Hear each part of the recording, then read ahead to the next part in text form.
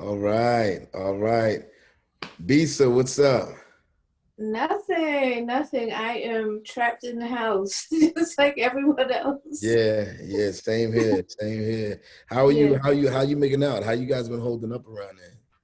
I mean, for me, and probably for you too, like I work at home all the time anyway, and I'm mostly alone during the day, so it's okay. But psychologically, it's distracting in my brain. Like I'm checking my phone constantly, like how many people are infected, and my Facebook is all obituaries. Wow, All. wow. So that, I mean, I shouldn't look at it, but I feel like I have to. Like, there are people I know whose parents are in the hospital. So I'm like, Yeah, is Pops okay? Like, are they okay? What's going on? A yeah. really dear friend of mine, her mother passed on, was it Monday? She's only 28 years old. Wow. But her mother was, I guess, close to 50. And it was horrible. It So, really is. yeah, It really is. It's a lot to deal with. yeah, You know? Um, yeah, it's wild, man. Everyone is experiencing so much loss. And I guess for right. me, I've been trying to I mean, you want to stay sort of abreast of, what is happening. I guess Mm-hmm. I guess you want to get the facts. But Mm-hmm. I've been trying to really, take the news, I guess, with a grain of salt, and Yeah, really trying to, I don't know, just expose myself to the just equal amount of positive energy, equal amount of creative energy to sort of right, balance it out. right, right. Yeah. And then you have young children, so they're always like your little boy is 7. Oh, no. Tariq, my youngest, is 4.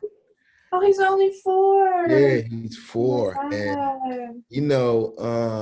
man, I just wish, like, I envy his innocence. Yeah, They yeah. say ignorance is bliss, but innocence is bliss as It's beautiful. well.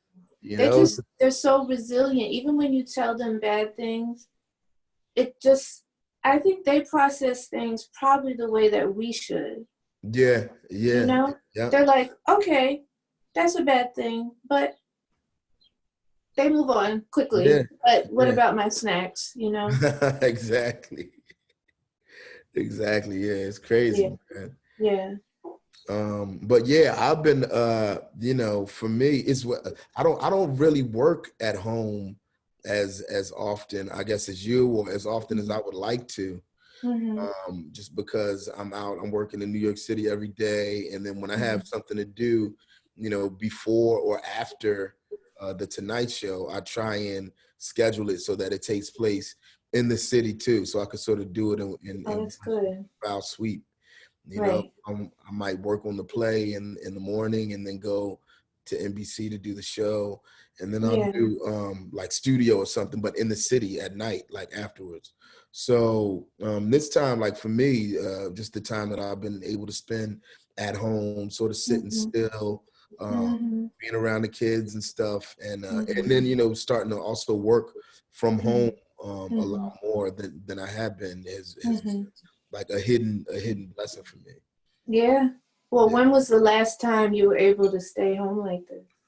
Man, the last time I was really able to stay home and and chill Yeah. was probably like 10 or 11 years ago, like before we started doing late night with Jimmy Fallon. And Right. even then, we were sustaining ourselves on the road. So I'll be touring a lot of the time. And then but when I did come home from tour, that's when I Mm-hmm. was, able to sort of, sit still or just work in the Mm-hmm. studio. I'll be recording and stuff. Mm-hmm. Mm-hmm. So yeah, but yeah, this is probably the most time I've spent at home, just back to back Yeah. in my adult life. You Yeah. know? So since before your youngest was even born. Yeah, yeah, Right. So yeah. I think, I don't think my husband has been home like this probably ever. Well, not since we've been married, and that's 25 years. So, Wow. yeah, just never. Because his schedule, he just, 9 to 5. It's not like you have summers off. I was a school teacher, so at least I had summer, but Right. no, no. So this was like completely changed everything. Yeah, yeah, it's definitely and I feel like things have changed for probably forever. Yeah, This is yeah, whatever is gonna be on the other side of this is gonna represent the new normal. right, You know, right. and what that is, what that will be, is yet to be determined. Uh, Right. but we're resilient, and Mm-hmm. I feel like I feel like what's going to be our saving grace Mm-hmm. is the creative mind, Mm-hmm. and Exactly. sort of the good that's going to come from this whole experience is going Yeah. to be the arts. um Yeah. Yeah. you know And falling back on what has been God given to us, forcing us to be home, yeah, forcing us to be more introspective. And absolutely, that is that creative side. Like, what do you have to add that you can't go out and do in an office? exactly, Yeah. exactly. So I mean, yeah, I'm familiar with your work and stuff. I guess I became familiar with Bisa Butler, the artist, uh, maybe a year or so ago. I was, Yeah. I was looking for. I don't even know if it was a whole year ago, but around the time when I was doing some posts about Malcolm X's birthday. I was Right. looking for just Right. like images of Yes. Malcolm X photographs, Malcolm X artwork, and Yeah. yeah, I stumbled upon something that you had done that Yeah. was a Malcolm X piece, and Right. yeah, it took a while for me to realize that it was not only done by someone who was essentially, one of my neighbors. Mm-hmm. um, Right. we don't live far from one another, Right. but also by someone who, has a connection to Philadelphia. Mm-hmm. And but none of that stuff was as much of a surprise as when I found out that there was no paint used in the artwork. And that's when I really, my head exploded, and I was just like, wow, this piece and these other pieces of yours that I sort of discovered, that have so much depth and dimension, and that Mm-hmm. utilizes color in such a way, and so many Mm-hmm. different patterns. It was just, unthinkable for me to deal with the fact that there was no paint involved. Right. Right.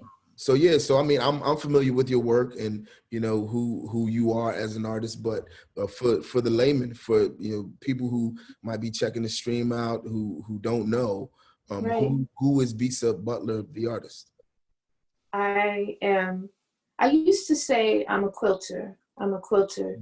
But a lot of the really serious quilters kind of checked me on that.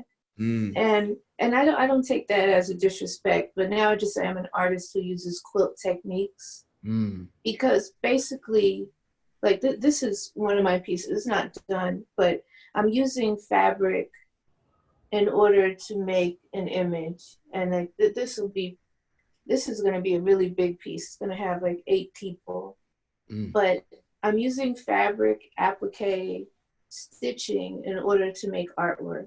And I've been doing this for the past 20 years. I was a high school art teacher right in Maplewood, New Jersey at Columbia High School. And I was a Newark Public Schools art teacher for 10 years. And I recently quit like 3 years ago when I started working with the gallery, the Claire Oliver Gallery. And she just sat down with me and just had that heart to heart, like, if this is what you want to do, then we want to work with you, but we need you to put all of your effort into it. You can't present artwork. We were getting ready to go to Art Basel in Miami, and she was like, you can't present artwork on this international scene that you only worked on part-time. Mm-hmm. And so that was like, sort of that, you know. And then one of my friends who was a quilter, Dr. Carolyn Maslumi from Ohio, she's an older woman, wise. She's actually not just a quilter, she's the foremost historian for African American quilts in this country. Okay. She used to be a scientist for NASA and then started quilting and retired, and she's gotten like all sorts of accolades, I think probably over 20 books. But she called me and she was like, Bisa, you can't serve two gods. Wow. Like, what is it that you're going to do now? And I just talked it over with my husband. And we were like, you know, it's now or never. When are you going to do this? Yeah. You know, am I going to wait till I'm 65? How do we even know I'll be 65? You know? So you just can't. And then my children are older. They're 20 and 24. So they're not little ones anymore. So it was like, okay for me to say, take that breath and be like, let's just go for it and see what happens. Wow. And so ever since then, it's just been a ride. Like, I don't think I've had, my first show sold out and I've been sold out since. Like, there's just no, and it was no looking back. It was like I was waiting and it was just the right time. Right.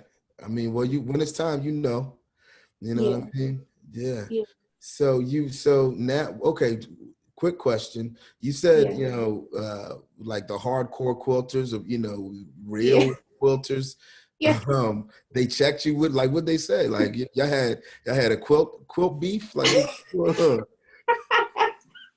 like, because the elder, I'll just call them my elders, although they're not that much elder than me now, but I'm usually the youngest quilter in the room. Okay. And because it's mostly older African-American women or white women.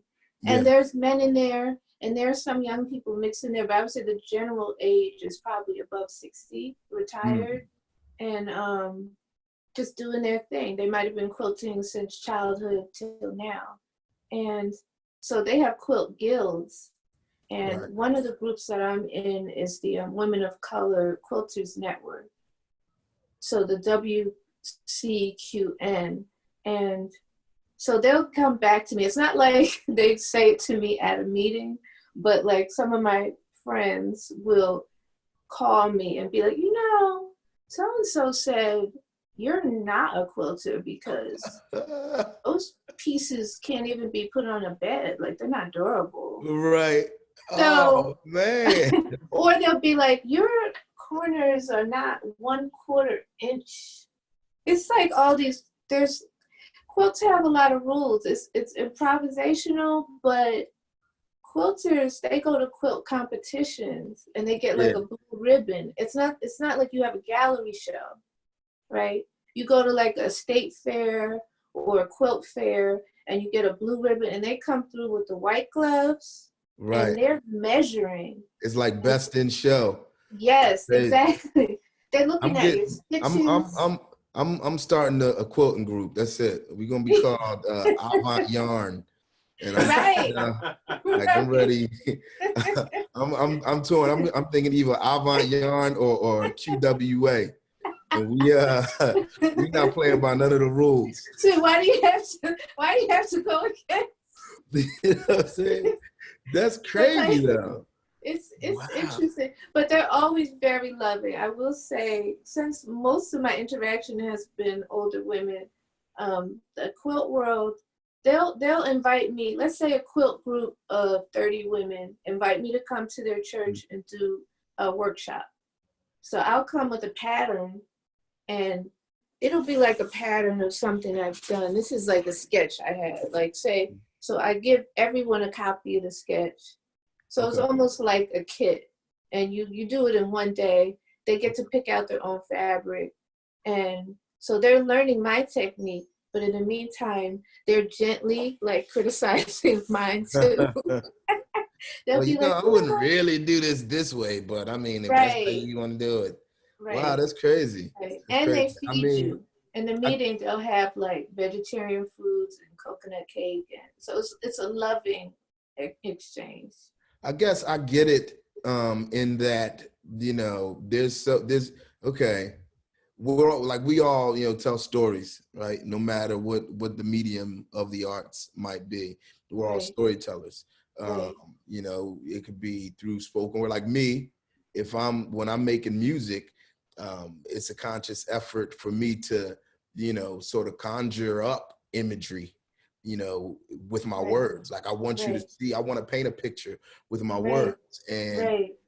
and then vice versa with people who are only speaking, who only tell their stories through either the craftsmanship or the imagery that they're putting on the canvas, or from the palette or whatever. So that Right. being said, people are very I guess just traditionally people people are very serious about the interpretation and about the style in which the ways in which their stories are told.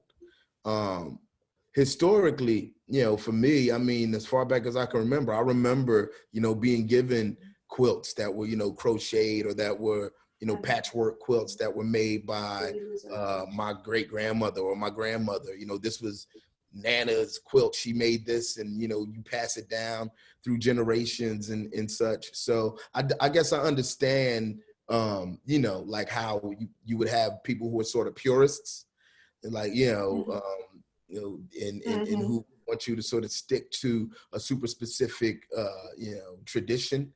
But I Mm-hmm. mean, I feel like in that, Mm-hmm. there has to be room to sort of grow and to embrace the future.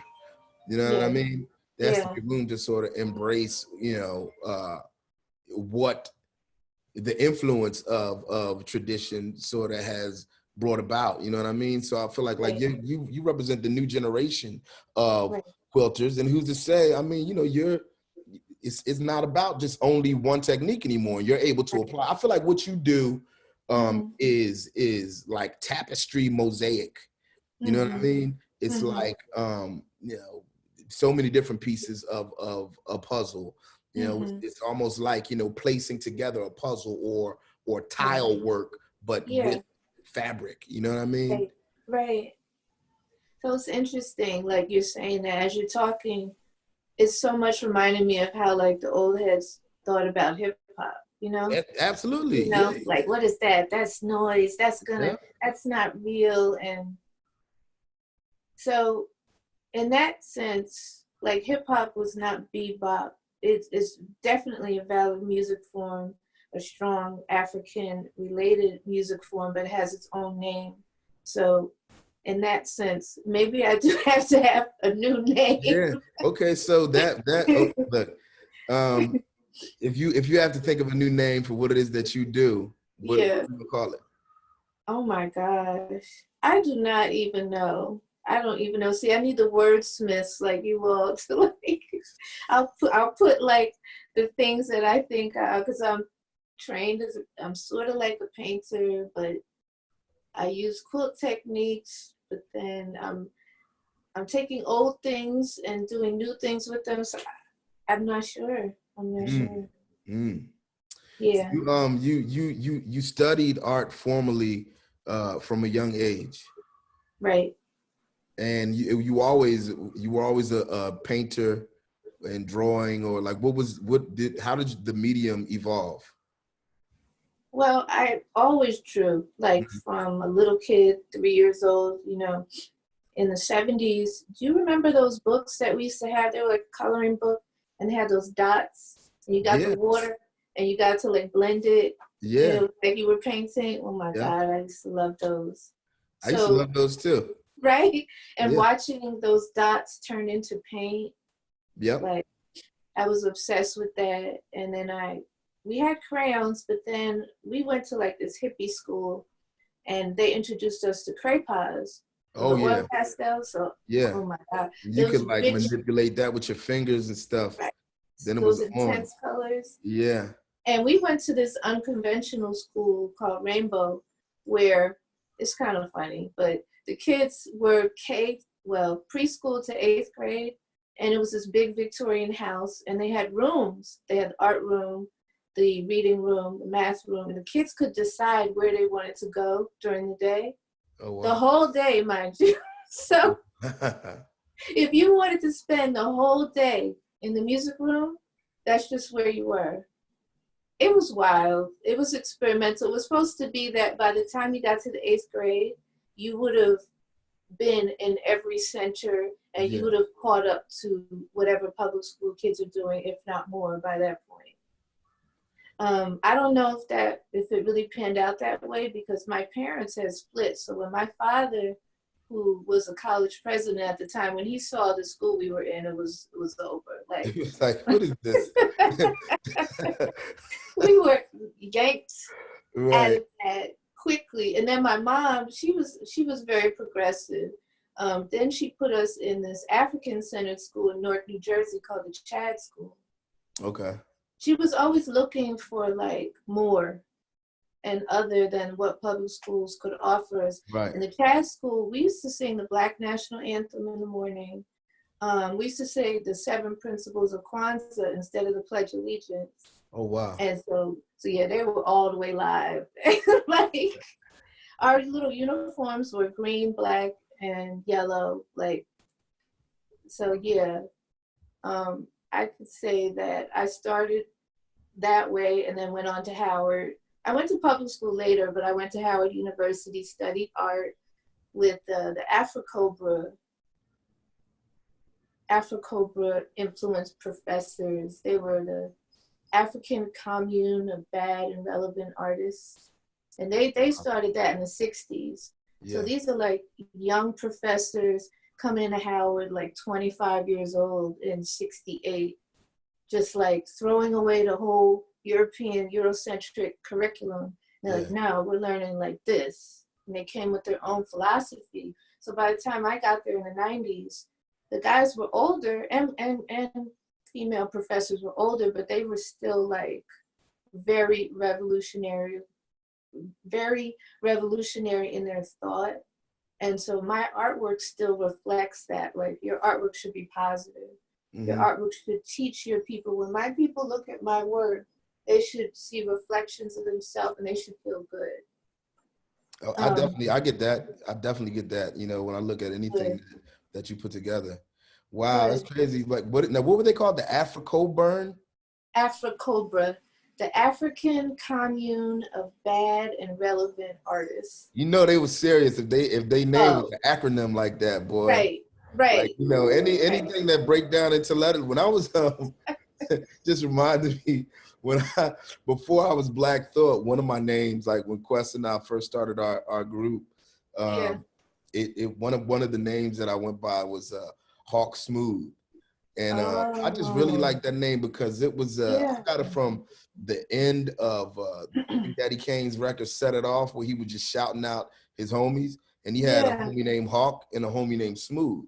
And I just like how he was like, Hawk, Smooth, my ass. He just like shout out his boys. So I was like, yo, my name to be Hawk Smooth. But I had to think of some way to make it make sense.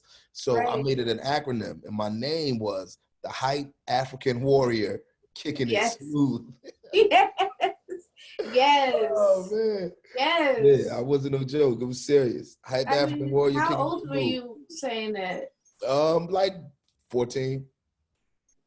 Like 14. That's we started the Roots when I was like 14 to 15. When I was 14. Yeah, like 1980, 86, 87. I wanted to ask you about that, like specifically, because I feel like this kinship with you, that revolutionary spirit. Yeah. And I wondered, like, where did that come from? Was that your parents? Like, how did that happen? You know, I feel like, yes, it was definitely my parents. I feel like it was the energy and the influence that was innate within me from my parents. Mm-hmm. But I didn't spend a lot of time with my parents. You know, my father was part of the Nation of Islam. Both my parents were, you know, part of the Nation of Islam when I was born. My mother was a lieutenant, amongst the women at this particular mosque. I was 12 in Philly, and my father was a lieutenant amongst the men. You know, in that there was it was a pretty strict Islamic household, but my father, you know, didn't survive until I made it to 2 years old. I think I was a year and some change when my father was killed in Philly. I'm so sorry. So thank you.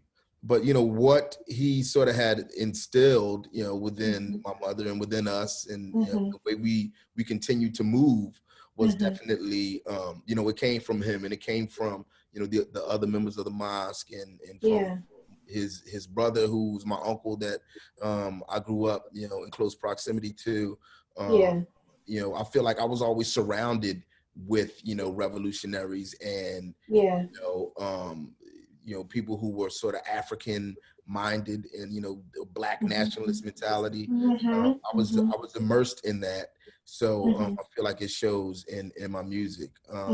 But just as much as I was exposed to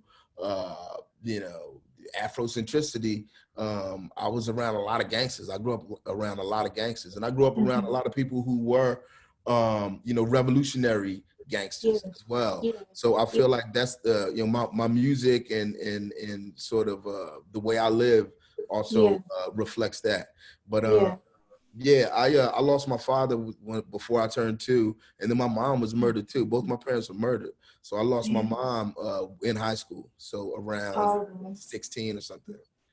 Life shouldn't be like that. It just shouldn't. Yeah. But I mean, that it definitely it's helped, to make me the person that I am. Having to sort of overcome loss, and dealing with that at a young age, and having to overcome those sorts of challenges. It definitely makes me appreciative in a different way. Right. For what it is that I have, and for how far that I've sort of come, you know what I mean? And I also feel like I've experienced a lot of loss, and I feel like in some ways, like, we have people who are next to God who are looking out for us, that not saying it's a good thing that they're gone, but like, you have something special, that somebody is up there who loves you and who can say, like, look out for my son, look out for my daughter, please. And I agree. I totally agree. You hear people say, I'm blessed and highly favored. I feel like in order to reach that status of being blessed and highly favored, you gotta go through some shit, and that's sort of why you deserve those blessings. But yeah, definitely, I feel you on that. I feel you. Right. I have something I want to ask you about. Oh, okay. I'm supposed to be asking the questions. I know, but wow, yeah. So my husband just let me borrow this. Wait, let me see without the flare. But Romare Bearden is one of my favorite artists.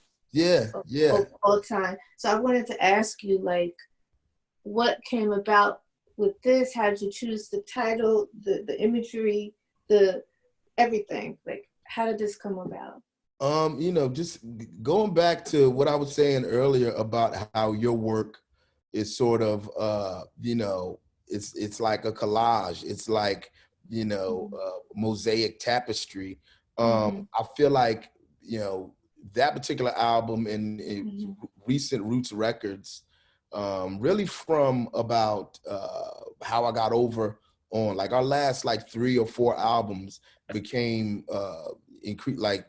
increasingly more conceptual and became more about wanting to tell a story in as efficient a manner as possible, and about wanting it for it to be a dense sort of musical journey. So yeah, just the work of Bearden, it resonated with us. It resonated with our manager, who has passed away since, but who was just dealing with he was going through his transition at the time, and he'd always played a huge role in what it was that we did, artistically, sonically, and with our album cover artwork.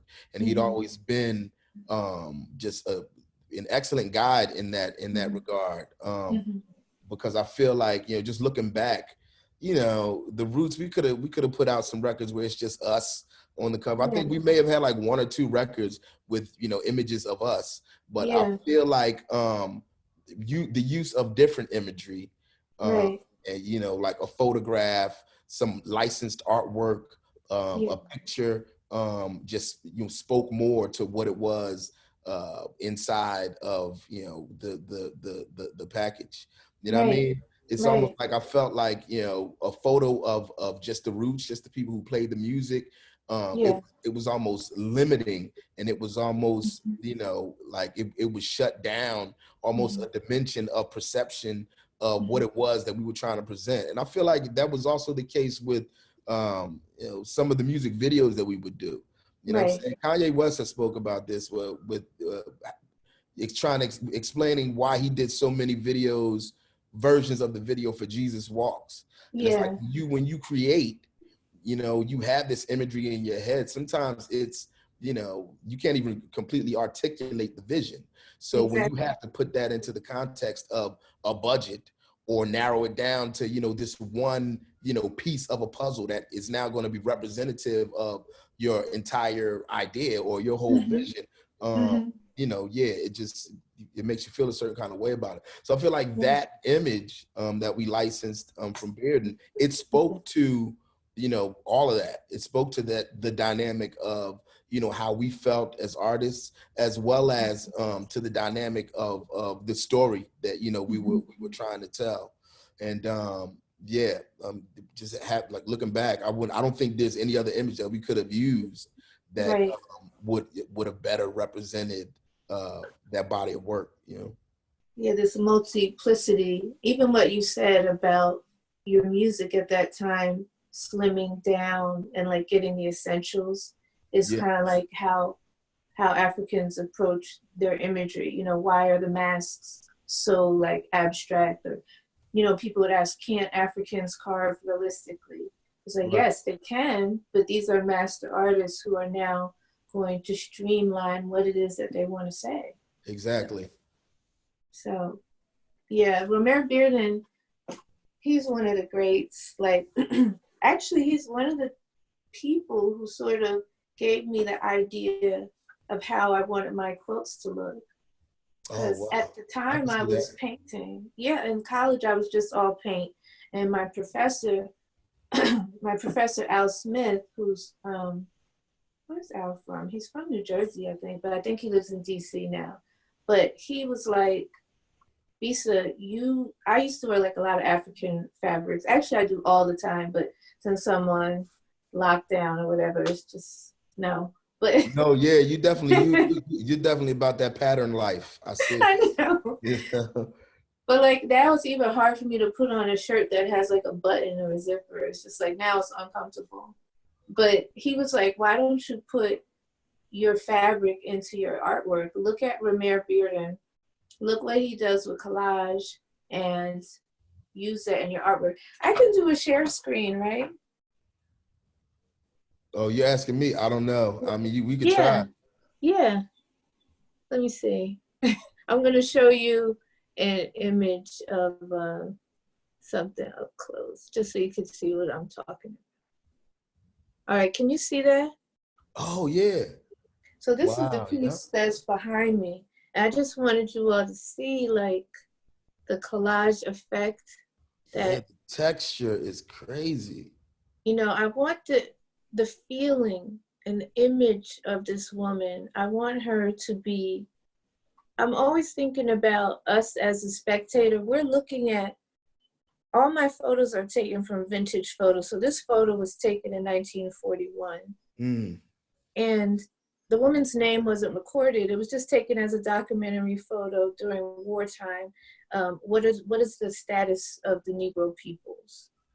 So the United States government sent out photographers to just report back.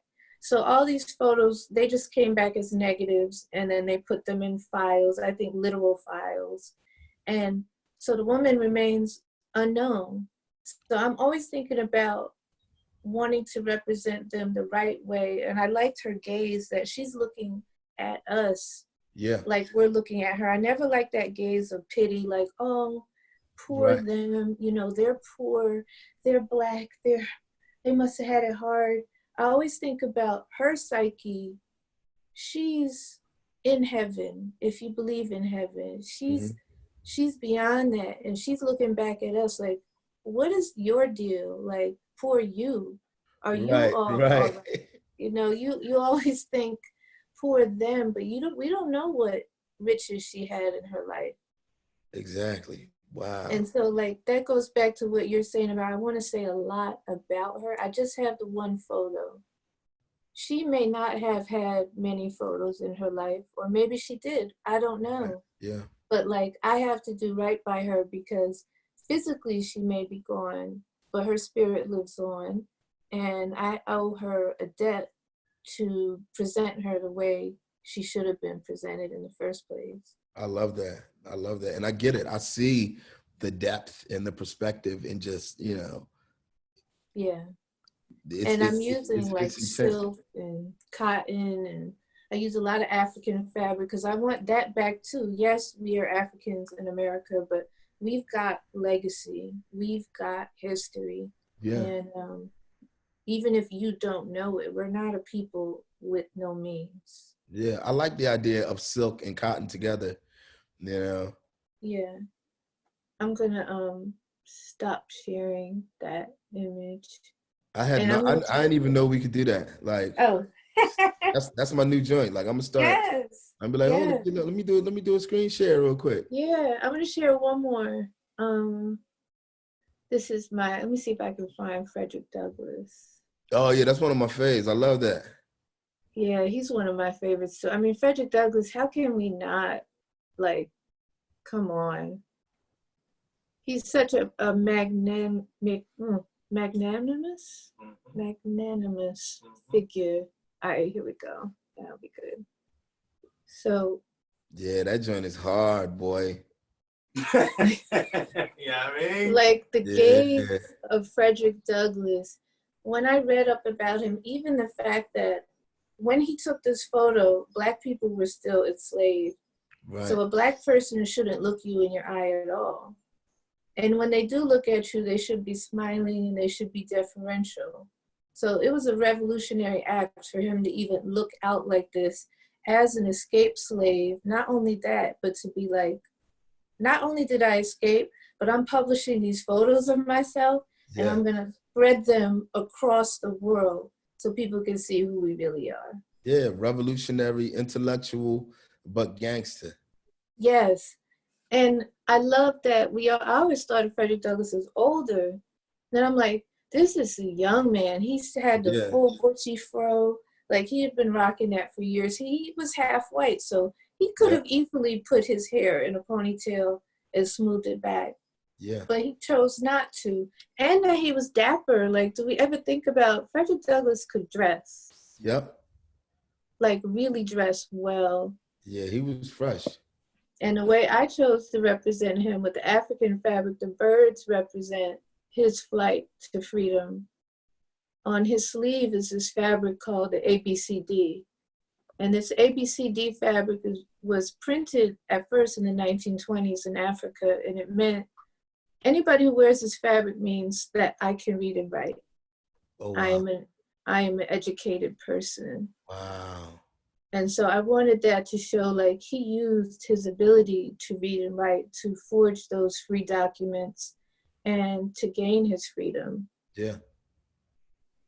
And also the fabric in the back of him, I'm gonna zoom in so you can see the stitching. Yeah, Can I you see that. that? The detail, Well, crazy. these stitches, because my father's from Ghana, and so Ghana is famous for their kente cloth that's sewn in strips. So I wanted my stitches, even though I'm using an American print fabric, to do like this African stitch on top of it to talk about Frederick Douglass's heritage, but also it's like my heritage too. Like, that's me communicating with the viewer. Like, this is where I'm from. Wow, that's the work is beautiful. Thank you. Crazy. And then the velvet for the hair, because I'm always into that. We have our own hair texture. We're proud of our hair texture. So I thought, like, that rich dark blue and black velvet can give you, the viewer, the idea that this hair has that puffiness of our hair. Yeah, that's crazy. I love that. Let me put it there. Yeah, that's one of my faves. I love Thank that one. I love the joint where you have the young boy sitting on the front of the car. Oh, let me find I it. actually have that photograph hanging up in here somewhere. It's in my office, but it's Oh, downstairs, so I you can't. mean the actual photo, the original? Yeah, yeah. I mean, not Oh, that photo. I ain't buy that photo. I have a print of that right, photo. right, right. But yeah, yeah, the original though, like that same one. I have it. Like Boom. this is. I'm right now inside my office, which is over the garage. Yeah, Yeah, that same photo. yeah, I have that picture with the the car that they're sitting on and stuff. And the guy, the second young boy who's second from the left with the with the socks showing, his yeah. sock game is crazy for one. But First of all, like that little herringbone like yeah, suit that he has on. I yeah. think I'm trying to bite that. Like I need that. I need one of those with the short with the pants that Word. show your socks off like that. Yes. Yeah, I need that in my Like, life. I was I just think, thinking that the other day. I walked past that yes. photo, like, yo, I need that joint. But These yeah, kids this were is another one so of my faves. clean. Right. I love this photo because the original was taken on Easter morning in Chicago on the South Side. Yeah. And the photographers, they were white photographers, but they were part of the Farm Securities Administration as well. They're just supposed to be recording Black life, but Mm-hmm. specifically, I think it was FDR, Roosevelt, he wanted to see like the disparity in Black life. They weren't really interested in how we're doing well or how we look good. So these photos were not overly popular when they were printed. It was just like, okay, that's not what we asked you to do. Right. And I love that these little boys, you could tell how loved they are. Yep. Their mothers and their fathers dress them to the T. Yeah. And the little boy with the foot out, this is not the greatest photo I have of this, but I did that too. I really wanted folks to see like even the soles of his shoes are clean. Yeah. Like No. head to toe. Yeah, that's dope. That takes me back to, being a young boy on Easter. What I Yeah. mean? Whether Christian or not, even if we Yeah. didn't go to church, like everybody got fresh on Easter. Yes. It was, because you could. You know what I Right. mean? Right. And yeah, it was like it's just something. It's part of the culture, the pageantry of Yes. of Easter morning. Yeah. It's Yeah. I feel like Easter and the first day of school were always like 2 days. If you weren't fresh, any other Right. day of the year, like those 2 days, it was safe to assume that you was gonna be dipped. You could Right. lay your stuff out on the bed the morning before. Yes. Like, yo, Oh my I'm a God. killer. Oh man, I'm a killer. I can't wait till the morning time. You know what I'm It's saying? so Your sneaks be true. clean, your sneaks brand new, Yeah. so you put your shoes on the bed too, Yeah. wipe your clothes like down. I'm shutting shit down when I get wherever I'm going. First day of school. Yeah. It's a beautiful thing, That's one of the things I miss about teaching. I miss being around the kids. Just that energy. Like our children are just so special. Like when they would come in on the day, when another day a kid would be fresh is their birthday. Oh yeah, yep. And right away because the little girls or the boys that day they have on brand new clothes. Listen, let me tell you. Like I've only had a couple birthday parties in my life, right? One was when I turned 40. Yeah. Another one was like 2. If I have 5 birthday parties in my life, 3 of them have been in my adult life, like 35, 40, and 45 or something like that. Yeah. Aside from that, I had one party when I was like a little baby that I don't really remember, and I had a birthday party when I was 10 years old. Like when I turned 10, they did a party for me at the house at my mom's crib in South Philly, and we just moved to South Philly, so it was it was an opportunity for me to sort of meet people and to interact with the people from the block and from the neighborhood in a different way, and everybody sort of turned out to be there for my party. I missed my birthday party. I wasn't there. Oh no. Because I was being like, one of the gifts that was being given to me was my aunt. She had a boyfriend named L, and L used to he was a tailor. So he said, for your birthday, I'm gonna make you some pants. I'll make you, some tailor-made pants. Right. And he was making me a pair of gabardines, like these crazy tailor-made wow. pants that he was doing really on the spot. Yeah. And I got some white on white Nikes. Like it wasn't an Air Force One, but it was like, a Nike shoe that was kind of like an Air Force, like an all white Nike that I got for my birthday. And he was making me these navy blue pants. And I was like, look, well, the party, they were like, the party started, Tariq, like, you gonna miss the party? I was like, be that as it may. I'm not setting foot in that joint until my pants are done. I'm walking in the party with my tailor-mades on and white sneakers. And it took a little longer than he had thought for him to get the pants done. By the time they were done, it was like it was nighttime. It was dark. You know what I'm saying? I walked into the party. It was like only a couple of my cousins who were still there, like people who sort of, were like family. Yeah. And, kids on the block was like, Tariq, Dad, you missed it. Like the party was crazy. We did musical chairs and pin and tail on a Dunkin'. It was just like, that's the story of my life. It was like the whole, I missed the whole party, but when I did make it, I was fresh, and it was like, you felt good though. I felt you great. had your pants on. I felt great. It was like, where did you get those pants from? Like, these are hot off the press. Nobody got these. Like, these was just made on Taylor Street, by a tailor on Taylor Street. Wow. Like Joe Palmieri, like Palmieri Joe. Exactly. Yeah, like, these joints was crazy balls. But and the crazy story about what happened to those pants is, I later, just a few months later, my mom had told me, I was gotten in trouble. She told me not to leave the block, and I was like, but she still had to go to work, so I left the block, and I was racing my bike, and I got hit by a car.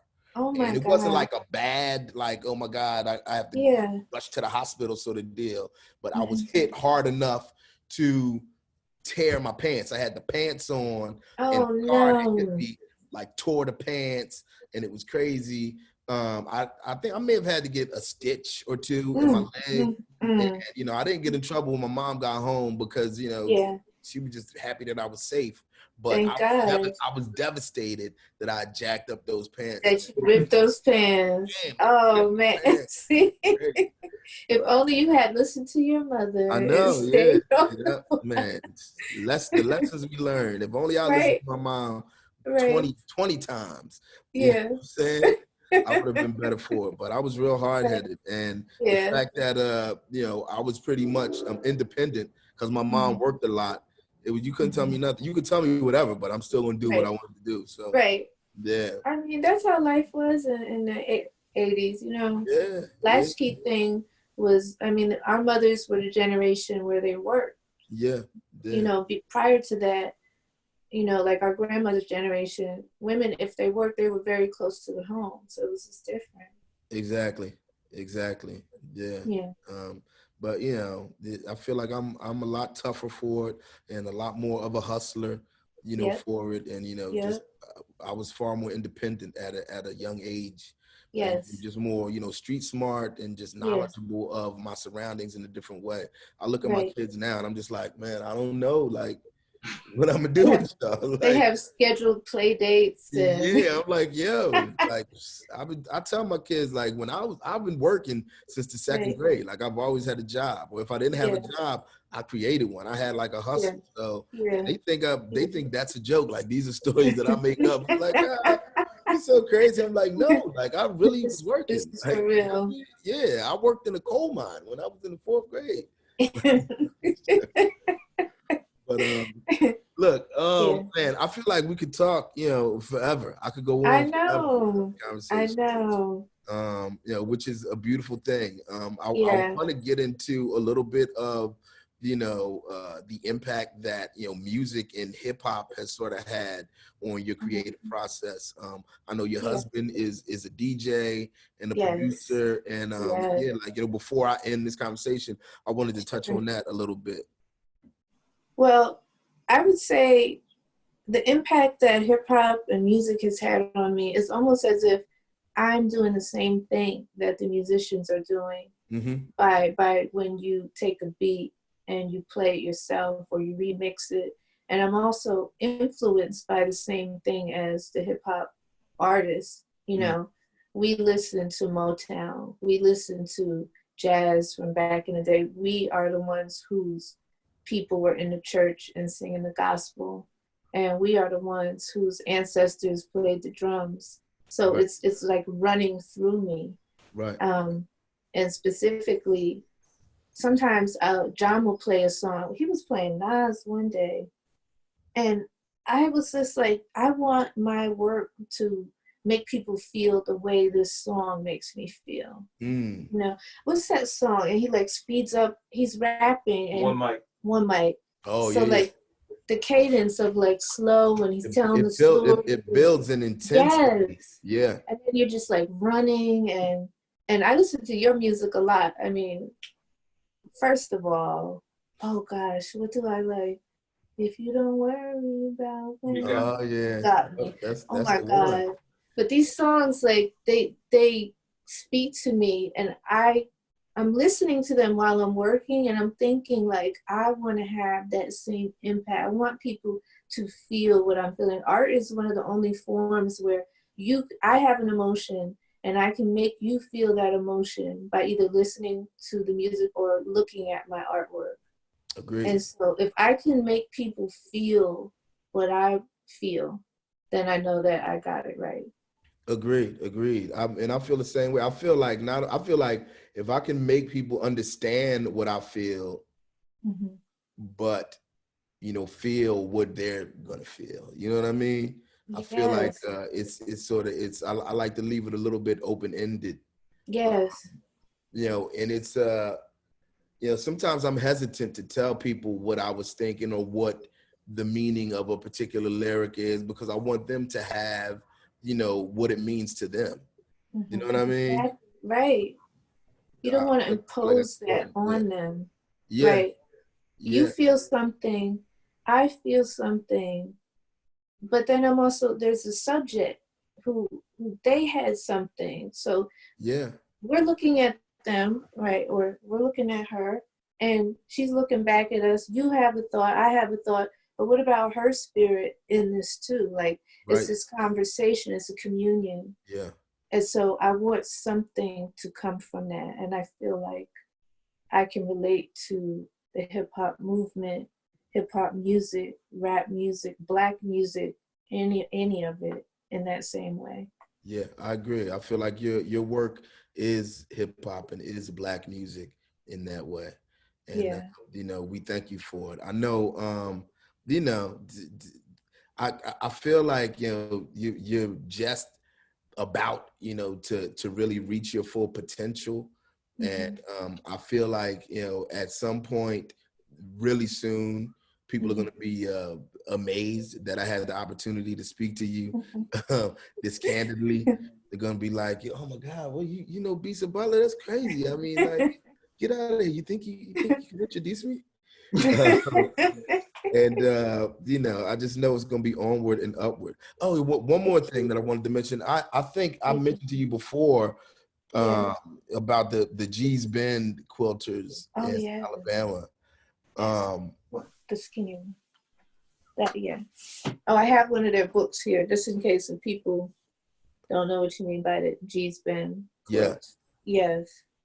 Now, we were talking earlier about, like the purists and some of the traditional, people who, are part of the, the best in show variety of the quilting world. Where do the G's Bend, the women of G's Bend fit into that equation? Like, is what they were doing, in the 70s and what they were doing, back in the day, was that considered a departure? Was that considered revolutionary, or was it embraced, as part of the tradition?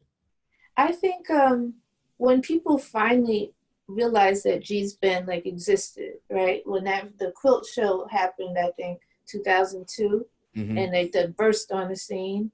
Yeah. A lot, I would say, of the mainstream, more white quilt world and art world were amazed that Black people could be making this artwork that looked like modern art to them. Right. The only way they could really like categorize it was to say these women are great because their artwork looks like modern art, instead of looking at the African tradition that they were emulating. So the quilt world, definitely they bowed down to them because these were old Black women. Yeah. So even the quilt, I don't want to say the quilt police, but you know. Yeah, but let's say it. You can say that. The quilt police, they wouldn't dare come at them like that because when they burst on the scene, they went straight to the art world. They had the exhibit at the Whitney Museum and at the Art Institute of Chicago. Like they burst on the scene at the top. So then, and then the white historians and mainstream art critics are saying, this is the genre, this is what African American quilts are, they are the standard. So then that was accepted because it came in like this. So then when I came on the scene, people were like, you don't fit the Black quilt aesthetic because Black quilts look like this. Right. Improvisational, you know, mostly worn cloth, geometric shapes. Right. So then I'm coming like with the portrait and they're like, no. I mean, I had Black people tell me your artwork doesn't fit in the quilt aesthetic and you don't fit. So, ooh. Yeah. So, but it took time. I mean, everything, well, you know, everything comes back around. Maybe it was too soon at that time, but I don't hear that at all now. But definitely G's been, they're looked at like the OGs for the Black quilt world, or all the quilters for that matter, because even the people who are quilting now, G's been, since they were kind of separated on that little peninsula or that island, their quilt tradition is like pre-slavery or during slave times, and they kept that similar aesthetic. So nobody can really argue with that. Yeah. You know, when you're talking to a 90-year-old quilter whose grandmother taught her, whose great-grandmother, that's setting the bar. Exactly. Yeah, yeah. Exactly. That's how I'm gonna be 90 years old, but just, you know, with bars, be like, you can't tell me. Exactly. Right. I mean, this is what we all hope and pray for, that we can be elderly one day and be able to impart that wisdom. Yeah. Yeah. That's very true. That's very true. So look, I want to thank you for taking this time to, you know, to have a conversation with me. Thanks for, you know, your continued fellowship. And yeah, this is Streams of Thought, which is just whatever I'm feeling at the moment. And today, you know, was a wonderful thing because I got to speak with you. I look forward to, you know, when we're able to, you know, link up, when we're able to, you know, to actually work together, do something, you know, in collaboration. I feel like I see John, you know, more than I see you. I know.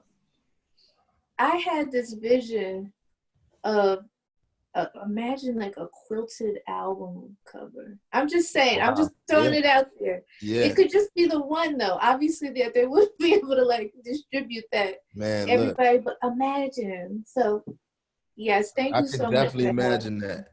I could definitely imagine that. Yeah. My man, Montez is sitting here in a hazmat suit. More ambitious. Yeah, he told me to say what's up, John. More ambitious. What's good, brother? Yeah, come around and jump in the shot real quick. Yes, sir. Oh, well, yeah, you official. You official. Mario has the whole twist. Hey. Good, man. Love. So yeah, you know, thanks Bisa for taking this time, and thank you. You know, this was great. This was great. Yes, thank you so much. It's so good to connect, and we're about to drop this print off, right? We're gonna just put it on the steps. It's a no contact delivery. Okay, dope.